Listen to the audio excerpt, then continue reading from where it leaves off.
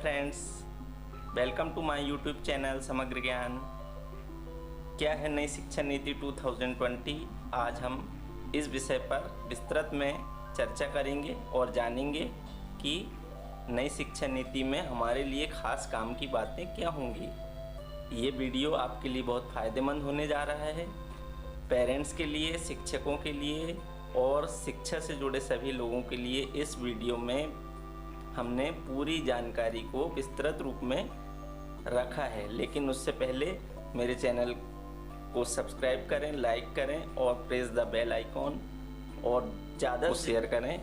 चलिए देखते हैं क्या है नई शिक्षा नीति। इसके हमने कुछ स्टेप्स बनाए हैं। फर्स्ट इसमें स्टेप्स में हम देखेंगे basics of new education policy 2020। नई एजुकेशन पॉलिसी के शिक्षा नीति के प्रमुख बिंदु क्या हैं। Name of bill, national higher education bill 2020। इस बिल को लाने के लिए अभी कैबिनेट ने मंजूरी दे दी है, संसद में पेश होना ये अभी बाकी है। संसद में पेश होने के बाद ये कानून के रूप में परिवर्तित हो जाएगा। 2021 और 2022 के जो नेक्स्ट सेशन आने वाला है, इससे बच्चों को, छात्रों को इससे लाभ मिलना प्रारंभ हो जाएगा।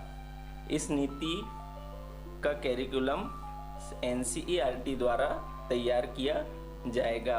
राष्ट्रीय शिक्षा नीति 2020 स्वतंत्रता के बाद सन 1968 और सन 1986 के बाद तीसरी शिक्षा नीति कहलाएगी। मतलब ये इसके पहले अभी तक स्वतंत्रता के बाद से सिर्फ 2 शिक्षा नीति आई हैं, जो कि 1968 और 1986 में आई थी।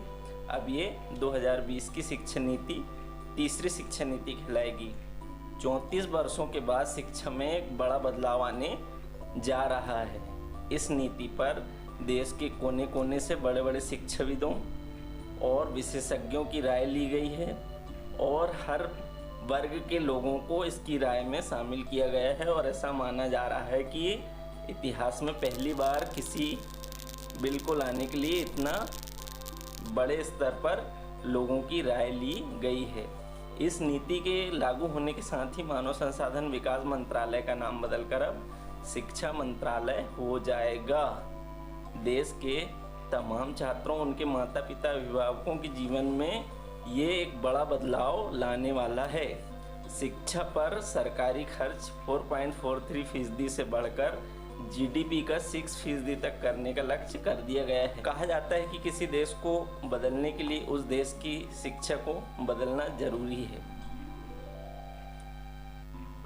न्यू एजुकेशन पॉलिसी को 4 स्टेप्स में देखते हैं। फर्स्ट स्टेप जो स्कूली शिक्षा में होगी, फाउंडेशन की, उसमें अब 10-2 के फॉर्मेट को बदलकर 5+3+3+4 के फॉर्मेट में कर दिया गया है। मतलब 5 ईयर जो है फाउंडेशन के रहेंगे। इसके अंतर्गत स्कूल के पहले 5 वर्षों की पढ़ाई फाउंडेशन मानी जाएगी, जो बच्चों की नींव को मजबूत करने में कारगर सिद्ध होगी। इसमें प्री प्राइमरी के 3 वर्ष और बाद में कक्षा पहली और कक्षा दूसरी के 1-1 वर्ष शामिल हैं। इस शिक्षा नीति के अनुसार बच्चों को खेलकूद और अलग अलग गतिविधियों के द्वारा पढ़ाई करवाई जाएगी, अर्थात बच्चों के बस्ते के वजन को कम करने का प्रयास इस शिक्षा नीति में किया जाना है। कक्षा 5वीं तक की पढ़ाई मातृभाषा में, स्थानीय भाषा में या राष्ट्रभाषा में होगी, जिससे अंग्रेजी की अनिवार्यता समाप्त होगी, अर्थात अंग्रेजी एक विषय के रूप में हो सकता है। इससे स्कूलों के मीडियम सिस्टम या स्कूलों के अंग्रेजीकरण को भी खत्म किया जा सकता है। सरकारी स्कूलों में इससे क्या बदलाव होने जा रहे हैं। अभी तक सरकारी स्कूल कक्षा पहली से चालू होते थे, लेकिन अब फाउंडेशन के स्तर से चालू होने के साथ ही 5 ईयर फाउंडेशन से गुजरने के बाद ही बच्चा तीसरी क्लास में जा पाएगा। इनके बाद अगले 3 साल होंगे, यानी कक्षा तीसरी से कक्षा 5वीं के, जिनमें छात्रों को भविष्य के लिए तैयार कराया जाएगा। इसमें छात्रों का परिचय विज्ञान, गणित, कला, सामाजिक विज्ञान और मानव विज्ञान जैसे विषय पढ़ाए जाएंगे। प्राइमरी स्टेज के बाद हम तीसरी स्टेज देखते हैं, मिडिल स्टेज। इसके बाद में 3 वर्ष मिडिल स्टेज मानी जाएगी। इसमें कक्षा 6वीं से कक्षा 8वीं तक के छात्र निश्चित पाठ्यक्रम के अनुसार शिक्षा प्राप्त करेंगे। अब 6ठी कक्षा से बच्चे प्रोफेशनल और स्किल डेवलपमेंट की शिक्षा पाएंगे और स्थानीय स्तर पर उन्हें इंटर्नशिप भी कराई जाएगी ताकि उन्हें अच्छे रोजगार के अवसर मिल सकेंगे। अर्थात लोकल लेवल पे उन्हें स्किल डेवलपमेंट और प्रोफेशनल शिक्षा दी जाएगी ताकि रोजगार उनको मिल सके। मतलब ये खास है इसमें कि क्लास 6 से बच्चों को mobile coding, computer coding, mobile application जैसे विषय को भी शामिल किया जा सकता है। कक्षा 6वीं से छात्र खास इंटर्नशिप भी कर सकते हैं, जैसे कि पेंटिंग या म्यूजिक में छात्र की रुचि है तो प्रैक्टिकल नॉलेज के लिए किसी भी पेंटर या म्यूजिक स्कूल में छात्र कुछ समय की इंटर्नशिप कर सकता है। चौथी स्टेज अब आती है जो 5+3+3+4 में जो 4 ईयर की स्टेज होगी वो कक्षा 9 से कक्षा 12वीं तक की होगी, जो 4 साल की होगी। इसमें छात्रों को विषय चुनने की आज़ादी रहेगी। 10th बोर्ड को ख़त्म किया जा रहा है। इस स्टेज में किसी विषय के प्रति गहरी समझ पैदा की जाएगी। छात्रों को बड़े लक्ष्यों के लिए उत्साहित किया जाएगा। उनमें तर्क क्षमता, विश्लेषण करने की क्षमता को विकसित किया जाएगा।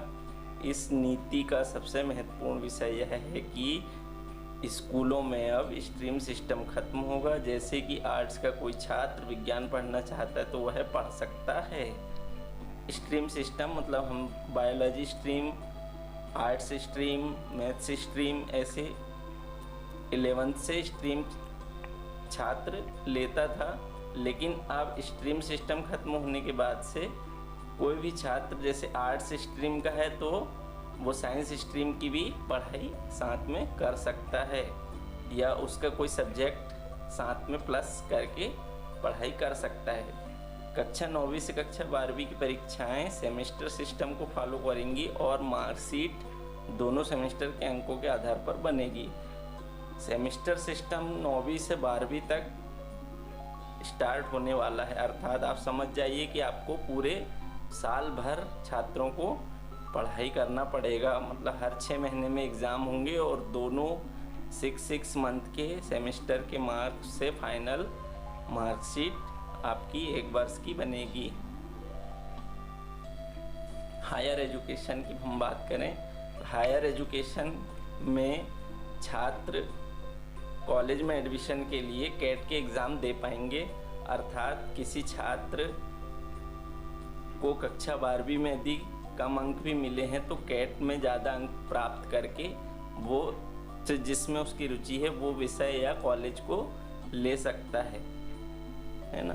ग्रेजुएशन की पढ़ाई को 3 और 4 वर्षों की अवधि में बांटा गया है। ये शिक्षा नीति में हायर एजुकेशन में खास बदलाव है कि यदि मैं 1 साल के बाद अपनी पढ़ाई छोड़ देता हूँ तो मुझे उसके बाद भी 1 वर्ष का सर्टिफिकेट मिलेगा। 2 वर्ष पूरा करने पर 2 वर्ष के बाद छोड़ने पर उसको डिप्लोमा मिलेगा। मतलब 1 वर्ष में सर्टिफिकेट, 2 वर्ष में डिप्लोमा, 3 वर्ष में बैचलर डिग्री, 4 वर्ष में रिसर्च के सर्टिफिकेट के साथ बैचलर डिग्री मिलेगी। मतलब 4 साल में भी डिग्री होगी, 3 साल में भी, लेकिन चौथे साल में जो डिग्री होगी उसमें रिसर्च के सर्टिफिकेट के साथ बैचलर डिग्री उसको मिलेगी।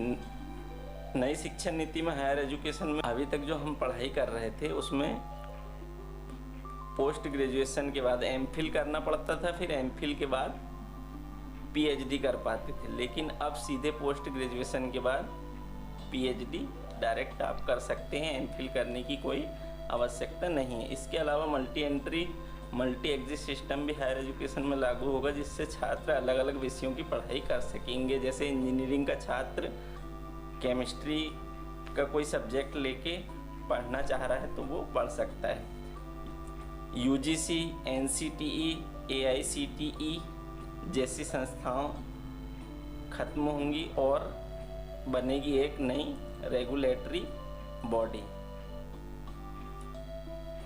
अभी हमने बहुत सारे शिक्षा के आयाम देखे, कुछ विशेष बातें जो छूट गई थी उन्हें हम इसमें देखते हैं। बोर्ड परीक्षाओं में छात्र अपनी मनपसंद भाषा का चयन कर परीक्षा दे सकेगा। संस्थान अब निश्चित फीस से ज़्यादा फीस नहीं ले सकते। ये पेरेंट्स के लिए बहुत अच्छी खबर है। रिपोर्ट कार्ड को भी 360 डिग्री असेसमेंट के आधार पर तैयार किया जाएगा, यानी कि छात्रों के समग्र आकलन और बहुआयामी उनकी प्रतिभा को रिपोर्ट कार्ड में दर्शाया जाएगा। यहाँ तक कि छात्र अपना स्वयं के आकलन को भी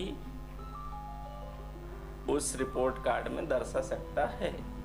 स्कूलों में और उच्च शिक्षा में संस्कृत भाषा के अध्यापन पर विशेष बल दिया जाएगा। संस्कृत भाषा को विशेष बल दिया जा रहा है। स्कूली शिक्षा, उच्च शिक्षा के साथ कृषि शिक्षा, कानूनी शिक्षा, चिकित्सा शिक्षा और तकनीकी शिक्षा जैसी व्यवस्था शिक्षा भी व्यावसायिक शिक्षा भी नई शिक्षा नीति के दायरे में होगी। कला, संगीत, साहित्य, शिल्प, खेल, योग, सामुदायिक सेवा जैसे विषय अभी तक हमारे देश में एक साइड में सहायक पाठ्यक्रम के रूप में थे, लेकिन अब ये सहायक नहीं, इन्हें मेन स्ट्रीम में लाया जा रहा है। नेशनल रिसर्च फाउंडेशन की तैयारी भी इस शिक्षा नीति के माध्यम से की जा रही है। सभी तरह के वैज्ञानिक एवं सामाजिक अनुसंधानों को नेशनल रिसर्च फाउंडेशन बनाकर नियंत्रित किया जाएगा। उच्च शिक्षण संस्थानों को बहुविषयक संस्थानों में बदला जाएगा। 2030 तक हर जिले में या उसके आसपास एक उच्च शिक्षण संस्थान होगा। अभी भी कई जिले ऐसे हैं जहाँ पे उच्च शिक्षण संस्थान नहीं है, उसकी भी तैयारी की जा रही है। शिक्षा में तकनीकी के इस्तेमाल पर जोर दिया गया है। इसमें ऑनलाइन शिक्षा का क्षेत्रीय भाषाओं में कंटेंट तैयार करना, क्षेत्रीय भाषा जैसे भोजपुरी भाषा में लर्निंग करवाना, उसके लिए ऑनलाइन वीडियो, ऑनलाइन कंटेंट तैयार कराना, वर्चुअल लैब, डिजिटल लाइब्रेरी, स्कूलों, शिक्षकों और छात्रों को डिजिटल संसाधनों से लैस कराने जैसी योजनाएं शामिल है। Thank you. वीडियो को देखने के लिए बहुत बहुत धन्यवाद। उम्मीद करता हूं कि आपको यह वीडियो बहुत पसंद आया होगा। So like, share, comments and press the bell icon. धन्यवाद।